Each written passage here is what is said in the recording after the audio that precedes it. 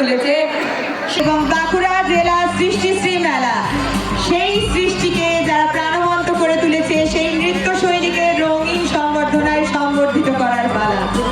সহর্তাগণ, মঞ্চে উপবিষ্ট আছেন অতিথি এবং অভ্যাগতগণ এবং বিষ্ণুপুর মেলা প্রাঙ্গণকে ভরিয়ে তুলেছেন অসংখ্য দর্শনার্থী।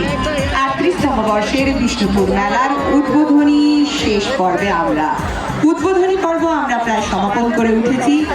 উদ্বোধনী মঞ্চে সমস্ত মেলাকে যিনি সাজিয়ে তুলেছেন, যার অন্যতম পরিচালনায় বিষ্ণুপুর মেলা ও উৎসব কমিটি এগিয়ে নিয়ে চলেছে ৩৮তম বর্ষের পদার্পণকে, তার পক্ষ থেকেই উপস্থিত দর্শনার্থী এবং অতিথিদের